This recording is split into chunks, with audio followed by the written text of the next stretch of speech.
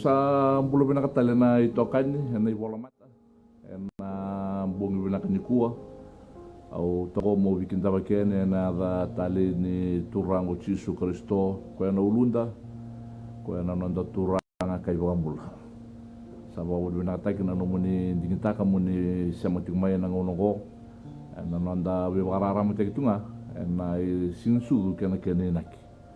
And sa tiyo tumay ng bungi, ngolib ni ko na kani ka ro ni bong ni bernin dang kay tos sa kari men do tal nan tamas mamitada kana chuko tambo bakalu wike muni sa kana tamay ke mambolo malaing na kalu le bunan do ni bimbul kan do ni lewa ka dabut sa kay na baro ko ni saray ni sabanga te kitu ngoni salongo me baka ya do ni lo mamuni ke mami kara muni ngelom muni boyo me lo malaing bo do ni ena ri chisu me baro ko te na da muni na kena baro baka madala tag na muni bos me baka din kina muni bos na kaya kando ni sam no bos ni sana baka madala tag sana kay rara mo may sana baka bukir sa sa siya ni buko kuma mikare na no muni sa ti ko muni kay bos baka longa tegir era rongada vira rongada mera rongada ye mera mani rongada sar tungana bul no man wandi tak na bambut kala kita kap me adu kina na bi kabina ko non rombul o sotre bi bul mul ni boko den bal bal me barra vitaka ni kauru ni bongo ni me veio bara ara mate tu na ve chisu ni me mituranga ka ni mami wakampulo amen enda ngole na bungi ko kauru ni nonda bongi me baka enda sa ngole na bongi ni akabi na nungu baka madala taka na imbale kini na kini sing su se Christmas kalau sana sangat tali ngai le subaya unun mga mo ngole pa ni kauru ni bongi ko na baka sa mani advent me baka sa usapa madalo tiki na bosa baka latin ka ko tiki may na bosa na adventist kene mbali tiko na coming siya na arrival ya ninda tore na bosa ba krisia la mekin na bosa na parousia ba na ando banga tagi wali bo na second coming na nona lisu tal me baka na turang ken na nona ya do me na turang na singanisu ya usa wanu niki na kana bakasama nyusa wase tu kana bug na inakini no la mai na kana mbule na tikini singo men da bakana num kan bi wa tikitik mai na matin tu wa roman da saba ko nakin ka saba ka ngata gitu mai na biya makin siang ni no na sing su na kalu ni matin sing na san god kautan nga na kana bakana num ni sing su ya ka ba ka simtek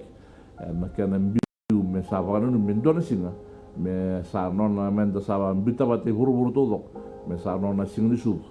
na ipakam bula ki buru e baka tau tek nga bar mati tu me baka usaba madal takot na visa ni lewa inda mo bulu na mati tu Roma ni kawan yang bakin raw 4th century sa me baka donyo kinatikina ya me baka ni de chukuna baka sa muni Parousia na nona yadomai sia na nona tiko na nama ke na nona yadomai ke na nona tiko na nama kital nga ke na nona yadomai baka ruang ke na nona sub ke na nona yadomai baka au ni taka ni na buki ke na baka semongo ni nona yadomai o chisu na nona sub de sanga ni dona ka ke me yado tunga ilom se nge me bakin da dal tunga na nona en dona ka tu me na uto ni kalu me ilom me te usar me na bimbul ka te utal nga me na nona sa buki te na tamata me wana kalu na lutu me na wero itin au nonu mo se matika na bugni ko na ruanga na tikini voltam en non dalese na bakati una kena wasitul non dalese ni ko au ili kama nga bika na tikine bitu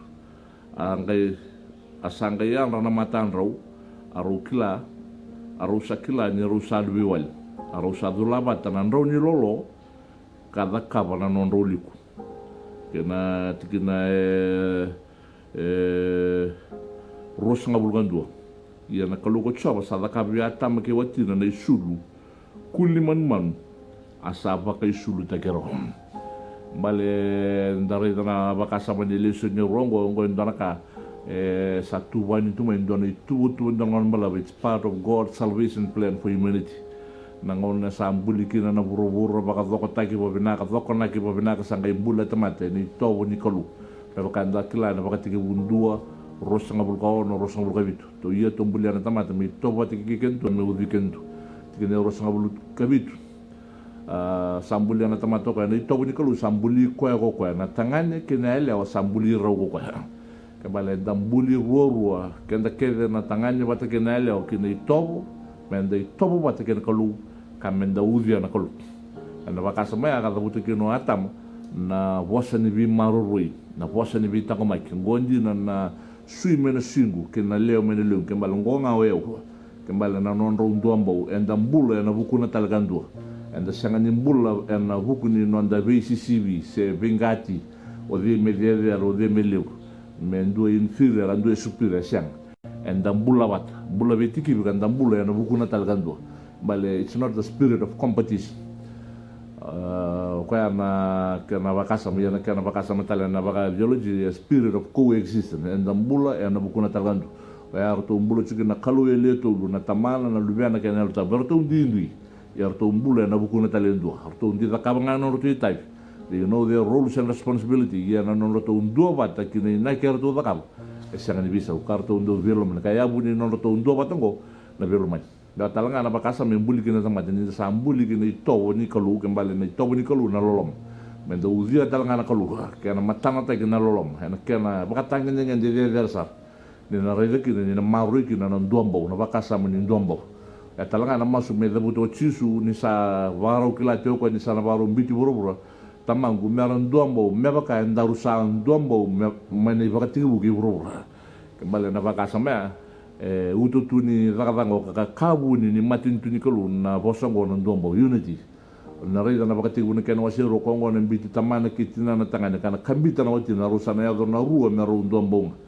ya na bakasama ni samai vidi na non ro bakasama na bunda na bakati una kena wasito sa kasiriki na ndombo rusaya na ruwa mero le ruang tarung bango atam na bakati una kena wasito atam na dabelang na leo nga ko niya sile mebi wa sile bi na woni ka ukawanga kanya sa ruo chukina sa vi ya kina na bimbita kembali na bakasa mongo nenda reza na bakasa moni sinsu de chukina ndani ne ke kota mo ne tuku ni bibi na katibikan tu non da dindi batake na kalu na non da via wa ki batake na kalu na non da vi merda ki batake na kenda isa enda bula ka wa buli buru enda ba bina kana bakasa me ni sa va matata wika na sinsu na tuku maro te ndo. It's looking at joy, love, peace. Kaya kau tahu ni tuku binak ni singusus ke no oneness. Kaya ni narelati ko na kena bakasa mani nalako may na ingilo si nono na maisya lang ate sungan dana sila sa nono na kalu na pakoro kaya na biasa ni taksar. Sa bibi na katira ko ire burubur. Saloma ni gura tamat. Kemal kento na kami nda baru tikan dan nonda lokko na takak ni bibi na kat. Wa ukatuki na niliwunang unang ko sa siniraw ni kanabata baka bitadin. Siniraw ni kanabata baka bubali. Siniraw ni kanabata baka ito ba matangga. Kanabata baka ko. Batang ko na ni Daviri dito nga. And Davia kaya sa siyang anyang bula na bakasam ni coexistence in a society. We are living in like in a competition way of life. And sa vingati. Wa yaw there rikololo biraha. Au saba o nunikin na kami ko ni na reda na bakasam ko. Na bakasam ni sinisudo. Nangaw na nga sa lutukin na natamat. Sa ato biro na duro ni koloro ko tani mena biro itin rela nga namatay ngo na ro sa lutukin nanon ro sa sanga na tamat na tikine bitu me ro pa kay sulit ke ro nga wanan ro ni kaw ro sa nga me ro pa kay sulit ke ro nan ro ni kaw wili ka talabi ka dan tikine bitu aro sa asanga yan ra namatan ro sa kila ni ro sa luwal aro sa dulaba tanan ro ni lolo kada kaba nanon ro liko. Waya ndo naka ndo sa sanga takatunon na bulan ndo sanga minda paka pinakatikan da bakatikan enda na sanga ni rawat awada buta tikuna bugina vakataka ni bibang bulai na vakataka ni nonda biala lai tikin nonda kalungo nona nga na kalu na biala lai tikin na bibang bulai nona nga na kalu bakati kwanga me bakaka na matay ni pita ruoros ngabro ko kwanga bakai kwanga sa dolata uti enengona na nonda ibalbalada kandanga minda ngasi matikan da kina nona biala tikin kina nona bibang bulai na kalu siang nyoken dan da ka na bibang bulai siang na kalunga sa da ka buti weekend no na da ka lolo maliw Kaya pa mamasukin na Paulo Vermeero mo kaya ngo sa pamasukin do na biyo kaya na bugun ni loloma baka bugun ni kulum do suli kem do suli na ngum do me manda limbula me sa me no mundo isor me bina ka buana kulu me no mundo isor wa yo au saban ni chikin na kabini gore na ka kasang kay na kabana kulu na ngau sa tao boso o tibirau tu guna biro na kenro itu ton sangay kabe ko iya na kalu sangay da kabana non ro isulo bo isul te kero ni sulu kulimon mon. Kembali, it's part of God's plan. Salvation history and salvation history plan of God. Na kaya na pakambulay na tamat. And non na zakazakon doon nga na kulo. Dapa po na kita. Sa kembali ni daparu tikenda tuko kinaka na zakaba na kuluwikan. Kinaka na zakaba na kuluwikan. Siya nga ni kanda zakaben. Na rin na episode na kaya na wasiru ni sa loloma wala nga ni kulo do sa pakambulay kina na bugi ni bambut. Do siya nga ni babu no kimdo. Sangat talaga na bugun di baka me kakunin don tamat yang goroi ko kina kembali kakek tu gue lakabang abi kan dana kolukan dan menda waraka kan anda vingom au ngai was talkin na matak ni na suru mo don ngon tangan na sul me bi kan don ngon tangan ya na kay lakabang na kolu e baka surum e sul me bi kan no mi tabi na vingom na bi baka bulia sa na bi ala le tamen no ya na kabidi ko ni sematu na baksa mo bi kan na bugun na ni ko o wanu ni inda tiko na na maki parousia ena nona yazumai arrival ena nona lakomai na lubini kalu na lista mi buka au sabani go na nona vaka na kulu sianga ni boy tabikin na tamat ba kara tarungi chisukin na ngona na boni na lista mi kin lakomai ni baka takil go ako yung menang o sinikila tamang nga sa chungwelo malen kembali sianga kin nindo nondoru koko sembenga ni mendaru watarong kina libu na kaya nona nga nakalu nondoru tabi nga dor waru tiken daru nga kina nona lakumai se kina nona yazumai iya keban daru na sangay ken daru chuge men daru wabi nakatiken daru ay daru na sangay nirawat na isule asin di bina kata nakalu nandaru ni kau siya nandaru ni lolo nanonda sangay chuge men da umbikan men da umbian nanonda dubiwal men da umbian nanonda balwala tamati sinara ni bambulay ko ya rawati ko kenta kelong nanonda tamati balwala enda siangan ni bambulay kandara nanonda balwala Roma tolu rosong bulu tolu di se balwala da ko ketan tamat siangan ya barau na kaya baka rokor ko tekina kolu Roma ono rosong bulu tolu di se saudi balwala da na mati e se sudi walanga ni kolu na bulata mundu ena bugi Yesu Kristo na lubena ke bala vaka ni sinsu ngo nda maru takini doni suli e suli wale saranga me bikan suli wale me bikan e nona vaka na kolu ni no le chuko ni sul na ndo di kau me na wakasama ni kana kau me na ndo ni lolo ia na sulu kuliman mau saken membal na kuliman mau bangata ki nasib kembali na mati nasib sia na rundu nasib kala ngai kau tani men na kulina sana butina mengai vaka ki na buti kan nasib me sulu kuliman mau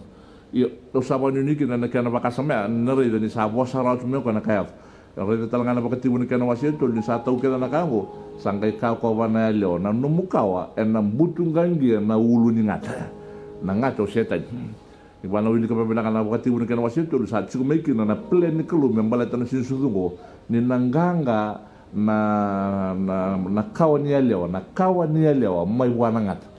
kembali la bakasa mongo re ni ya dona no kunisu e siang ni bagai tabiki na tangan balata na tangan ni na bakasa mani bakawati ni tangan ni na mo de bata kena leo sana ngai yabuki na baka tumbuka yongo siang na kawan ya leo kembali tamu tibita ni ka na bakasa mani dukun ni tamat me kakun ya yabuki na nonde tabi tamat me bangata na kete ni leo ya sapa ka ngata kana kelu ukla no ni sator bina kana tikino bia boskina tangu tibikina na baka tumbuka o buru-buru ngo na kana ba ya na baka tumbuka me kakun ni lako me na kawan ni tangan ngai tuku nga bejo sa bo ngomong ko na ngone sa tiku bi ko ya na kuni taki ena ya lotam o chisu mo bota kana da no chisu ne se ko na ba buli ron tamat menu de balbala o wani ki na ni o tinya tiku na bakasa mo na bugu na ni ko bakasa mo titumbu to mandare na lolo mo libu ni ko ni chisu ha de la ko sa mbata mo na nonda re na lolo mo ni ko sa libu na nonda re di buru-buru sa na sangato mi wasulu mi ko na chisu to na kena ukutaki na kena kaiwaki na kena kaka na kena isulu kake vengori sianga ni na pambulikan na loloma sulualini reida na kaluga na nona loloma kena kasava ka zoru tibikan mendang kay vingom na pambuto waru tikan da vingom na pambuto ni sulia ni non da ni sinsudo sa kembali vitale ke siang nakakana bisa vitale ke sindon kam ni sa chuko nga na kaluwa tikan sa no do na sinsudo tali ta bikan na sinsudo yo sabani ni kin na kana bakasame ni na bibu ke bikan na libuna ngau nenda sanga menda baka pinakatakan non di bos papinakatakan non di tobo papinakatakan non di baru siang kenda utamati balmolada kabango na rurama na kena wasiono kau paula ata mata pakalolo mo yo di men sirike o men avoni matengo au sanga na nungi nguto do ko mo binaka ia na vanga ko chumbe wa buna chunga mo ka chunga na kava yo wa buna binanga wa na turang wa buna binanga wa na koluni sile men lubiang ko mai sorwa ka ngumbula ena nonan ra ke nonan mate ke nonan tuve ketali au sa sirike men nungi balmolada kau ngalal kau sa dona tamata sirike ngalal ena ngono o sa wone ke ka kino ko usang talin dona kau rikitak na kowel te ngani nungu turanga o tis le bona kau ndon do kai kan enda tuku nikan kanda va ka bona lom ni lut enda tal sendi va tao sendi turali na kanda sa kabut yo o wonu ni o wasu na ronga do butu ko dona bos ke ba na sakita kana kau ka una ka bi ko no bos menung kor bos me kuda ke ike sanga talin dona ka endang gorong endang gorenga na va ka liu sa va kabut na kalu non dambur ana kobel taitus ko bambulikan ko serikan ko bangalaltekan ka sulebikan dan ini bula mendarawatan na bula tamun ana bukuna sa sengan ni ko kenda nda bakabuna non da bakamulai iya na kalunga ko sa reda non da sa sinira ni bambulikan da rawatikan ana choni tol tin ko ni salomanir na kay buru-buru bang ko na ko sulekin no liban ndo bonga sa ba tumbur ka kuniru so reando sa pambuti ko ya darawatan na bula tamun lalu kamu, ninda tiko na nama ke na sinsulungo sa ti matanda ko ni matay di singa tambo wa talibikan de tulu singa tambo ni mur o wani ni naloloma sa suli me bikan naloloma chisu ni chisu na nonda viera letibu chisu talanga na kai na rawatikin na inak ni sinsulungo. Jesus is the reason for the season ke ndona kamu waru tagiukin namak na nona ya domai ka tobole mo bulla wate na bisinga ke na chisungo merda bona nona listalme tiko na namak tiko baro ka pakandi ta ke bunelu ni ko chisu tu batanga ki ko na bisinga to do kono yo sa kala sa chu wate ki ko turang sana le bagadi sana ke sin lang katak na nona ke listalme bagaro sa kala ni sa tu batanga ko sa ngai baro ta tunga na lu ka kuni bagador kin dona ka kuni umbi ko chu ko na ndoni ka ndoni lo sakilaju ni sa andar maka juga ni sulkan mo sa vaka isulu juga ni sul Kristo rere ki ni tobo ni wala ni bagarau e baka na no ni bagarau na kalu kana ifsona ke no wasili mo ko mo ndonge vaka na muria na kalu imitate God no ni tobo no ni wala no ni bagarau me baka na kailis ki ni bikan ni ta sambuli me ni tobo ka biudi wata ke na kalu sa bata na kabini ko no rongo de mo kanko atama ni matai asama yulut na nonda vakali suita le kina nonda tutun dina nga vaka lubi ni kalu vaka tamata mbuli gini tobo ni biudi ni kalu sa lako mi kino atama ni karua me kauta tani ni bibakan junjutak me kauta na rua me roya de men domba ngele wili kana episode kana wasi rua tikina tinika ndua tinika rua tinika tolu ko mondo kilan do asang ni lutu iliu ni do asudu vakakin do vaka tokai na tawadili gentile virsadili jews sa lakaba na linga na yang ni sa siyang abikim do na Kristo na ngono ya do siyang ni matin tu bat ger na Israel siyang ni mundo na kay bola itu na belela ti ana bola tam kay bola itu ken sinon siyang ni do na mundo ni ka siyang tangan no mundo na kaluyo e burong ko iya ni sa mando Kristo o ko sambasuka nang bay sa ikin bitaw si sa kautan na rua na roya do meron duang baunga en na huku ni ang wana ken na nonanra menangay pa budi manakata na nakataka ni bibanakat tuku ni bibi na kate ko to mi kan na sinsudo ko menda jingom menda non menu mo kam lelo waru tigi warak namak jingom manelo me menu mo ni sinsudo ko ona ga kuneki na kene balembal tumbuki na marau kinombul sando no normas maru ta kan bata ni karuni sing kemamiti ko na namakin bararang mate kituwiki mamina kin sinsudo sang ni memina ki batamat na kalunga balata ni kalulolom sarai dan ki mami salutun tamat Ala sianga tali rau ni dona kai da kawarau na tamata me le subakina na matai ni loma se matai ni ka ambulikina me tobo ka biudi bate kena kalu na kalu nga bate ko me baka na rara muni bos arwa sangana bunda me robo ka sulu te kiro na ron lo ia na kalu salu bata tai na ron lo ka baka sulu te kiro e na sulu kuli mon man misaba ko na kan sandusia na kuli mon man samba kene bali ni na mate na lami ndabe na kenan ra kulina wanga tagi na kene sulu men darmak ko ke mi satu kini ko sama mate na Kristo na bugne men balbala na ngona ke nonra ke me sangai baka turida ke me baka isulu na isulu va Kristo bina wali buna isulu bo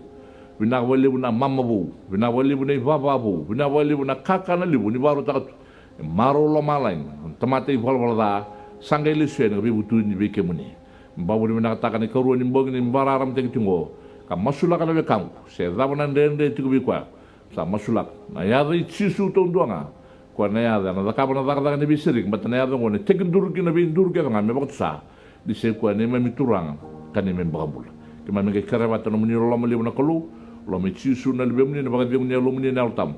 me som me botai me ni me ando ke sa na bongi ngo sa turang me ke kaku saranga ni mundu amen na wali usar no muni sa mantuk me ka ro ni bongo sa ba binak no muni tali takatiku na bibakarara matak me mate ni bong usawili katiku na comments o bi na kata na comments sa lota tume na bugi di kuwa usawa ni ana ngono watongo na vitu na kalok na kabi ni matak ana ngole bi na katulu ni katokotun ni kakamburak ana vazur talen weekenda ana kabi ni matak me da ngone ni bugi man ni kalungat